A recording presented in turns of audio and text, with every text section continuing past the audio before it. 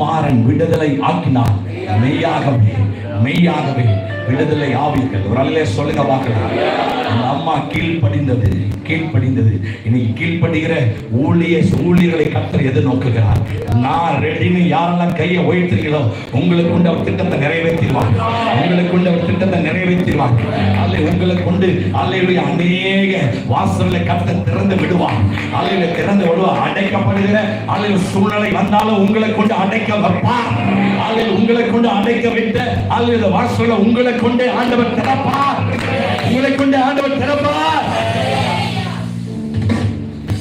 வசனம் சொல்லுது, நம்ம எலியாவின் வார்த்தைக்கு கீழ்ப்படிந்து அப்படியே செய்தது. ஆண்டவர் சொன்னார், அவனிடத்தில் இருப்பது என்ன? 5 அப்பம் 2 மீன். இருப்பது யாரிடத்தில்? சிறுவனிடத்தில். அவன் கொண்டு வந்து ஆண்டவரிடத்தில் கொடுத்தான். ஆண்டவர் வானத்தை அண்ணாந்து பார்த்தார், சீஷரிடத்தில் கொடுத்தார்.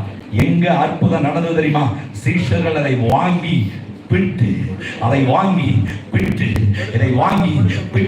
கையை தட்ட மாட்டீங்களே. அல்லேலூயா. ஒவ்வொரு வாரமும் இந்த வார்த்தையை நீங்க பிட்டு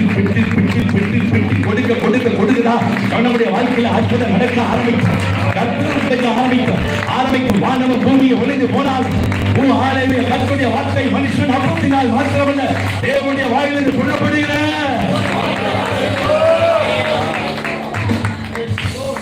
வாரம் பிட்டு கொடுங்க. வாரம் பிட்டு கொடுனா சனிக்கிழமை உட்காரணும்.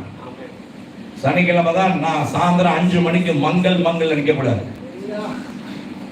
ராமன் சொல்லுங்க. உட்காரணும்.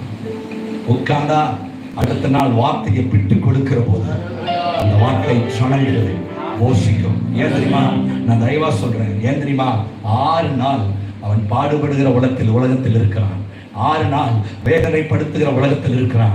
6 நாள் புறக்கணிக்கப்படுகிற உலகத்தில் இருக்கிறான். ஞாயிற்றுக்கிழமை காலையில் வந்து ஏதாவது எனக்கு ஆண்டவர் பேச மாட்டாரா, ஏதாவது ஆண்டவர் எனக்கு கொடுக்க மாட்டாரா என்கிற ஏக்கத்தோடு வந்திருக்கிற ஜனங்களை ஏமாத்த ஆண்டவர்களை அழைக்கல, அவர்களை பிழைப்பூட்ட கர்த்தர்களை அழைத்திருக்கிறார். இந்த 7வது மாதம் முதல் கொண்டு உங்களுடைய ஊழியத்தில் ரேமாவை பார்ப்பீங்க. கையை தட்டுங்க. ரேமா வேட பார்ப்பீங்க.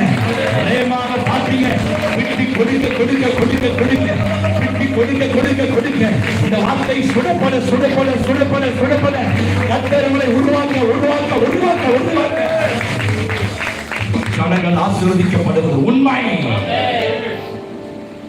வசனம் சொல்லுது, பஞ்சகாலம் முடிகிற வரைக்கும் அவர்கள் சாப்பிட்டார்கள். இன்னும் கீழே வாசிங்கன்னா இன்னொரு வார்த்தை அழகாக கொடுக்கப்பட்டிருக்கிறது, அநேக நாள் சாப்பிட்டார்கள். ஆமென் சொல்லுங்க.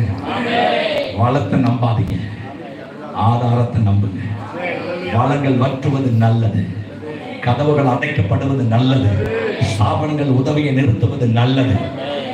இந்த டீச்சர் அம்மா, அந்த வாத்தியார் அம்மா வீட்டுக்கு போனா 500 ரூபாய், ஐயா சிரிக்கிறார், ஏன் தெரியல, 500 ரூபாய் காணிக்கை கிடைப்பது உறுதின்னு தேடி போனீங்கன்னா பெரிய பூட்டா காத்திரை பூட்டோட தொங்கும் வெளியில. அல்லேலூயா.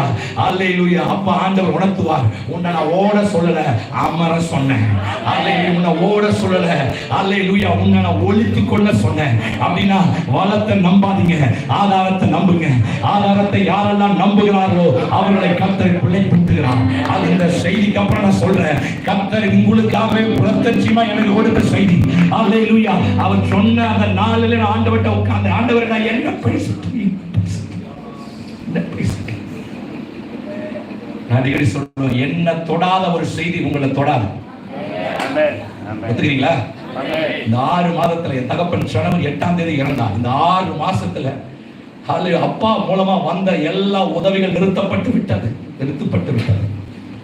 வற்றி போயிற்று. எல்லாம் அடைக்கப்பட்டது. அப்பதான் முழங்கால் பண்ணிட்டேன். என்ன சொல்ல நினைக்கிறீங்க ஆண்டவரே? என்ன சொல்ல நினைக்கிறீங்க? ஆண்டவர் ஞாபகப்படுத்தின இந்த பகுதியை தான் உங்களுக்கு நான் பேசி இருக்கிறேன். வற்றுவது